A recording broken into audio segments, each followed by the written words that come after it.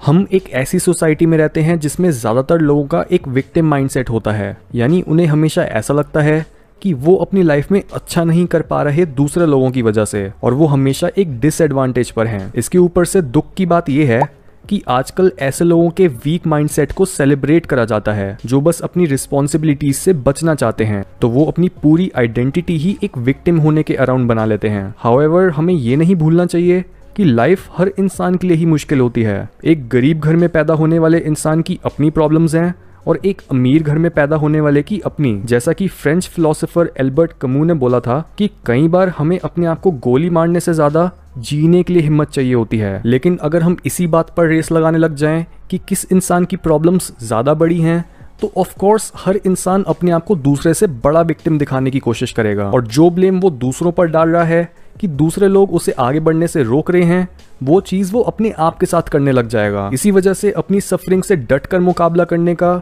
और अपने आप को मेंटली टफ बनाने का सोल्यूशन है अपने अंदर करेज बिल्ड करना। एक करेजियस मैनर में एक्ट करने का मतलब है कि आप अपने नेगेटिव इमोशंस के आगे सरेंडर नहीं करते हो और उन्हें ऐसी रुकावट की तरह नहीं देखते हो जो आपको लाइफ में आगे बढ़ने से रोकती है। हम सबके दिमाग में ही ऐसी बहुत सी चीजें आती हैं जो हम ज्यादा हिम्मत होने पर जरूर करते।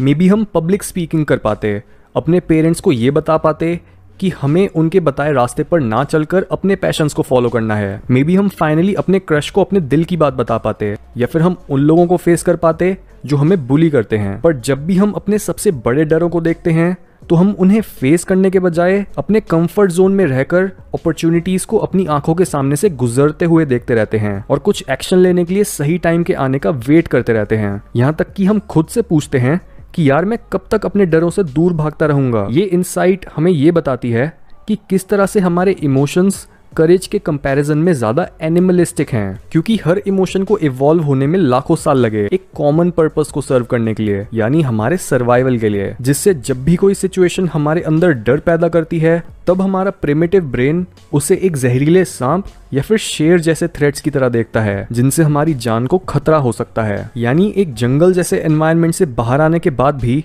जंगली चीजों या फिर किसी ऐसे अनदेखे खतरे से मौत का डर हमारे अंदर अभी भी है, और तभी हमारा हर इमोशन हमें एक एनवायरनमेंट को ढंग से परखने और उसके साथ अडेप्ट करने के काबिल बनाता है। और ये प्रोसेस इतना तेज होता है कि जब तक हम एक सिचुएशन को लॉजिकली प्रोसेस करते हैं, उससे पहले ही हमारी बॉडी उसे इमोशनली प्रोसेस कर चुकी होती है। पर इमोशंस के साथ प्रॉब्लम यह है कि कई बार वो हमें एक सिचुएशन से जुड़े रिस्क या रिवॉर्ड के बारे में गलत इन्फॉर्मेशन भी दे सकते हैं, और ये तब होता है जब हमारे इमोशंस कैंसरस सेल्स की तरह अपनी एक अलग जिंदगी जीना शुरू कर देते हैं और हमारे कंट्रोल से बाहर निकलकर हमें छोड़ जाते हैं एंजाइटी, डिप्रेशन, गिल्ट, फोबियाज या शेम के साथ। कई लोग अपने ऊपर हावी हो रखे इन नेगेटिव इमोशंस को या तो एक्सक्यूजेस या रैशनैल की मदद से जस्टिफाई करने की कोशिश करते हैं, या फिर वो अपने इमोशंस को दबाते हैं अलग अलग सब्सटेंसेस को यूज करके। पर दोनों तरीके ही लॉन्ग टर्म के लिए सस्टेनेबल नहीं है। जब हम रैशनैल को यूज करके अपने इमोशंस को ओवरकम करने की कोशिश करते हैं,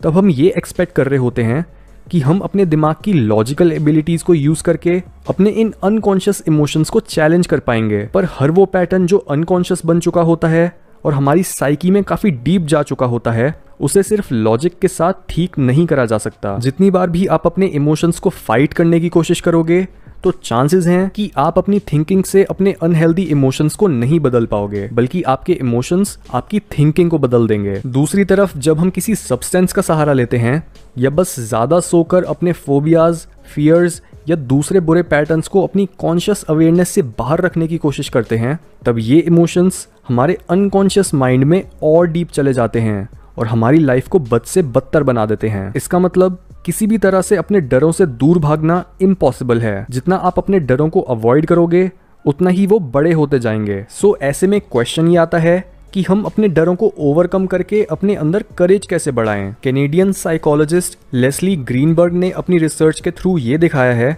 कि अपने इमोशंस को लेबल करना, उन्हें समझने और उनके साथ मिलकर काम करने का सबसे इफेक्टिव तरीका है। यानी जब भी आपके अंदर कोई नेगेटिव इमोशन आए, तो ये क्लियर करने के लिए कि आप किस चीज के साथ डील कर रहे हो, उसे नोटिस करो।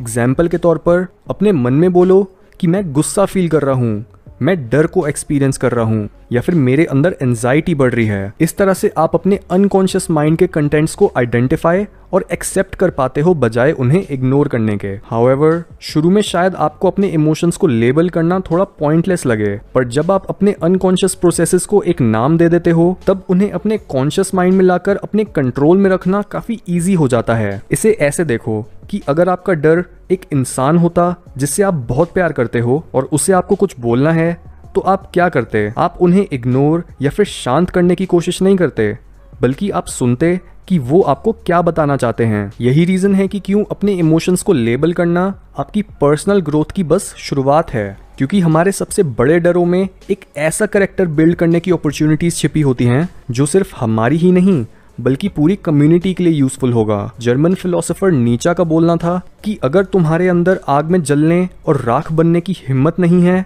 तो तुम कभी भी नए नहीं बन सकते और ना ही तुम दोबारा जवान बन सकते हो। इसलिए अगर हम चाहते हैं कि हमें भी अपने आप को एक नया इंसान बनाने की अपॉर्चुनिटीज मिलें, तो हमें धीरे धीरे करके अपने आप को अपने डरों के आगे एक्सपोज करना होगा। जहां अपने सबसे बड़े डरों को एकदम से फेस करने पर आप काफी ट्रॉमेटाइज्ड फील करोगे, वहीं उन्हें छोटे छोटे टुकड़ों में बांटकर सहने से आप अपनी करेज और अपने कैरेक्टर को इनसाइड आउट बिल्ड कर पाओगे।